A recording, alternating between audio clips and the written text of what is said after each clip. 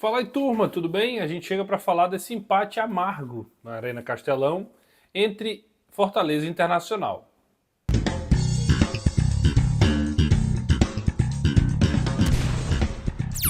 É sobre isso que a gente vai conversar em 3 pontos, comentando aí esse dissabor que foi o 0-0 na Arena Castelão. Um jogo realmente bastante cheio de nuances, principalmente marcado por um gol, um golaço, um gol de placa, um gol de Puskás, que foi anulado. E ele foi divisor de águas, a gente vai conversar sobre isso. Antes de mais nada, aquele pedido para você se inscrever no canal, ativar as notificações e também deixar teu comentário, tuas impressões aí sobre o que você achou da partida, que a gente vai conversar aqui. E não deixe de deixar o like, né?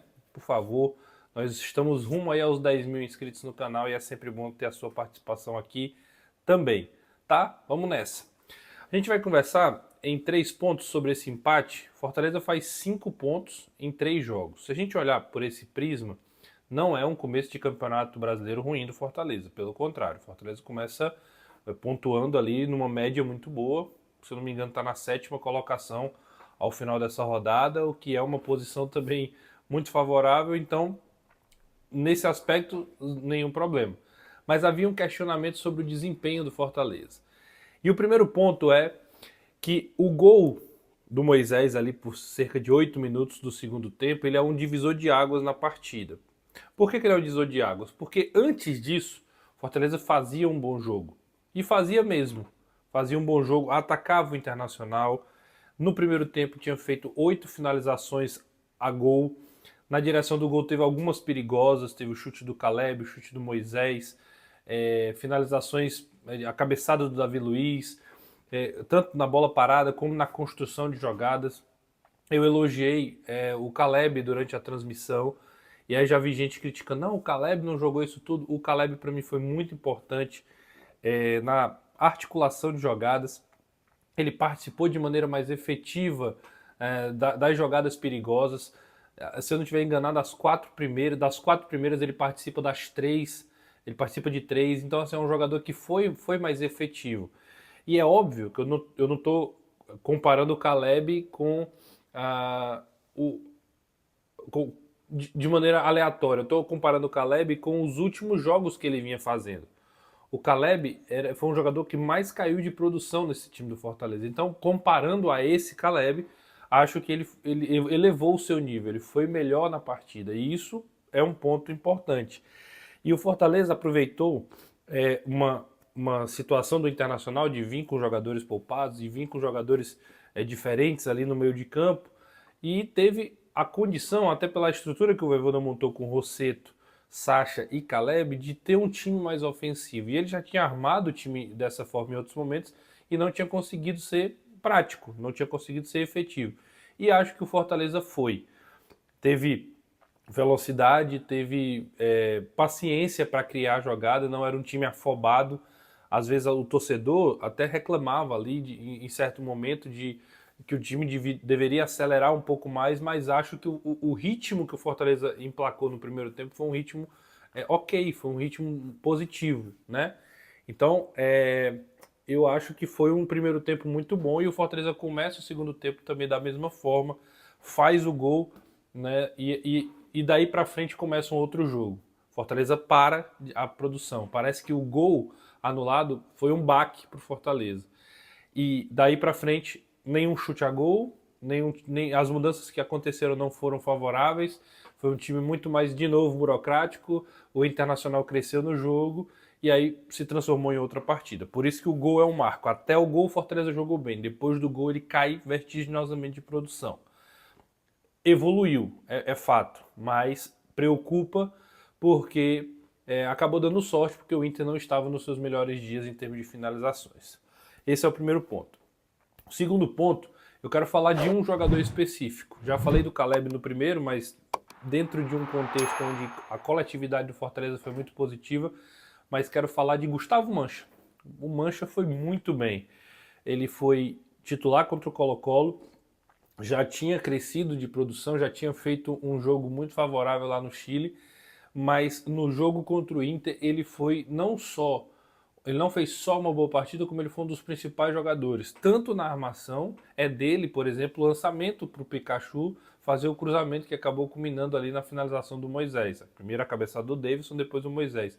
No primeiro tempo ele já tinha encontrado também lançamentos. Ele participa da construção em si, o Vojvoda inclusive chama ele um momento do jogo para dar algumas orientações, ele procurando o Rossetto, ele procurando a infiltração ou no Caleb ou no Moisés ali pelo lado esquerdo. Foi um jogador muito efetivo e ajudando na marcação também. Então assim, foi um jogador que foi muito interessante como o Mancha evoluiu, né? Cresceu nesses últimos jogos com a confiança que o Vojvoda deu a ele e vai sendo um cara que pode ser titular, pode ir brigando por essa vaga. A concorrência é pesada, tem o Tite, tem também o próprio Gaston Ávila, que ontem de novo não foi relacionado, o Tite ficou no banco, mas enfim, é mais uma opção dentre aqueles, tem 6 jogadores e mais o Mancha. Não, o Mancha agora faz parte desse elenco do Fortaleza de forma prática, né? Um zagueiro que vai ser utilizado pelo Vojvoda, principalmente se ele mantiver esse nível de atuação. Então fica o destaque aqui. Vamos para o terceiro ponto? Antes de mais nada, estou com a camisa da Zirac Jeans e você pode estar também. Camisas elegantes, camisas confortáveis que são úteis para todos os tipos de situação. Você vai lá e diz assim, vim pelo Manso, fala com eles no Instagram ou entre em contato pelo próprio WhatsApp, que tem o link também no Instagram. Você fala com eles e diz, vim pelo Manso e você vai ter acesso às melhores promoções, os preços já são bons e você vai ter condições ainda melhores para levar para casa ótimos materiais, tá bom? Um abraço para a turma da Zirac Jeans. Vamos para o terceiro ponto? Quero falar sobre as polêmicas de arbitragem, né? De forma bem resumida, prometo que vou ser bem resumido. Basicamente são 4 lances, né? Tem o lance do pênalti do Davi Luiz. Eu, sinceramente, tenho dúvidas, né, se realmente o pé do Davi Luiz pega no rosto do Rogel. Se houver uma imagem que comprove que pegou, para mim é pênalti. O Davi acaba sendo imprudente. Eu não tenho essa convicção pelas imagens que eu vi. E talvez por isso a revisão do VAR não sugeriu o pênalti. Eu confesso, se tiver pegue no rosto, para mim é pênalti, o Davi foi imprudente. Eu não vi um lance como esse. Vamos ao segundo lance. O lance do impedimento do Pikachu é muito justo. É daqueles lances de você ficar, cara, será? Será que é? Mas, no fim das contas, acaba sendo ok, beleza. Tá lá a linha, tá marcado, impedimento assinalado. Outro lance, a expulsão do Vitinho. O Marinho sofre a falta. O Marinho, ele simula tanto, ele induz tanto a arbitragem, ou ele quer induzir tanto a arbitragem, que claramente ontem ficou explícito de que não darão falta no Marinho de qualquer jeito. Não darão falta. O Marinho sofre uma falta no meio de campo, que o Flávio Rodrigo tá longe assim dele, e ele deixa seguir o jogo. Ele nem vai atrás assim de ver se foi ou não foi, consultar, não, ele simplesmente deixa seguir.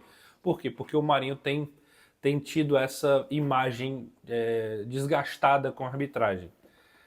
E o lance da expulsão, para mim, era lance para expulsão porque era lance para segundo amarelo. O Vitinho faz uma falta, dá uma pancada no Marinho e era para cartão. Acho que o Flávio ali errou em não ter dado o amarelo para o Vitinho e, consequentemente, a expulsão. Então, esses para mim os principais lances. Posso estar esquecendo de algum? Estou esquecendo de algum? Deixa eu ver aqui, eu tinha separado mais um. Impedimento do Pikachu, impedimento da Davi Luiz, expulsão do Vitinho. Não, são esses mesmo. São esses lances mesmo. Acabei vendo certinho aqui. Então, para mim, esses 3 lances, minha rápida opinião, deixa também a tua aí, tá? Esses os 3 pontos. Antes de mais nada, se inscreve no canal, ativa as notificações, deixa o like pra gente continuar produzindo conteúdo aqui, beleza? Volte sempre e tem mais conteúdos aqui para você seguir no nosso canal. Rumo aos 10 mil, hein? Grande abraço.